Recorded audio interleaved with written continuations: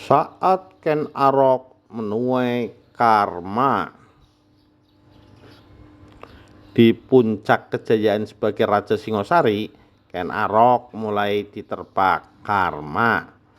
Ketika kekuasaan sudah di tangan, terkadang manusia lupa perjalanan hidupnya dan mulai neko-neko. Kerajaan Singosari yang didirikan oleh Ken Arok pun mulai redup ketika kekuasaan dipegang kuat oleh Ken Arok. Ia pun lalu mengawini wanita lain bernama Ken Umang, meski sudah ada Ken Dedes. Badai kehidupan di keluarga besar kerajaan Singosari mulai muncul. Anak Ken Dedes hasil dari perkawinan dengan Adipati Tunggul Ametung yang saat itu berusia 7 bulan di kandungan, kini sudah dewasa. Ia bernama Anusapati. Anusapati sebagai anak raja merasa ada yang aneh dengan perlakuan Ken Arok kepada dirinya. Ken Arok lebih perhatian dengan anak-anak dari Ken Umang.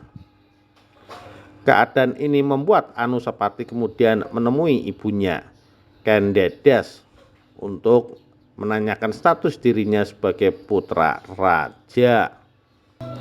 Ken Dedes awalnya diam seribu bahasa menyimpan rahasia masa lalu.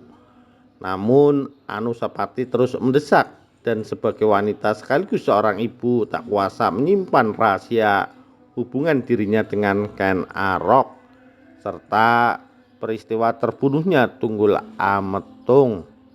Ini awal prahara kekuasaan Ken Arok mulai redup dan mulai menimbulkan konflik dan badai kehidupan. Ken Dedes menceritakan semua perjalanan hidup hingga pembunuhan terhadap Tunggul Ametung yang merupakan ayah kandung Anusapati. Tunggul Ametung dibunuh oleh Ken Arok.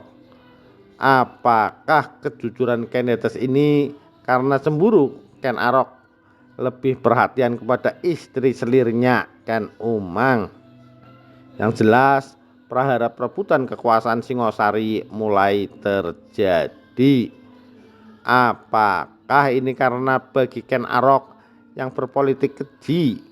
Yang pasti dalam kisah sejarah ini Anusapati menuntut balas pati dan menginginkan tata kerajaan yang dulu direbut Ken Arok dari ayahnya Tunggul Ametung yang ketika itu masih bernama Tumapel.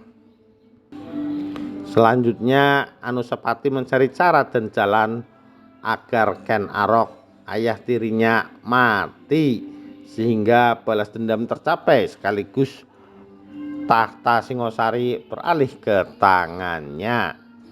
Dalam buku sejarah Mojopahit diceritakan Anusapati menyuruh abdinya dari desa untuk membunuh Ken Arok. Pada saat jamuan makan malam, Ken Arok didekati oleh abdi desa dan ketika lengah konon jantung Ken Arok ditusuk keris empu gandring yang sudah disiapkan sebelumnya oleh Anusapati. Ken Arok meninggal tercatat pada tahun 1247 Masehi. Untuk menghilangkan jejak, Anusapati memfitnah abdinya dari desa itu. Ia gila dan ngamuk lalu membunuh Ken Arok. Ucapan ini dipercaya para petinggi istana Singosari. Kelicikan Anusapati ini berlanjut agar aman. Ia pun membunuh abdi dari desa tersebut. Selanjutnya Anusapati, anak dari Tunggul Ametung atau anak tiri Ken Arok, berkuasa di Singosari. Pembunuhan Ken Arok peristiwanya sama dengan kelakuan Ken Arok saat membunuh Tunggul Ametung, ayah Anusapati, beberapa tahun silam. Apakah ini karma buat Ken Arok? Yang jelas ini tanda-tanda mulia.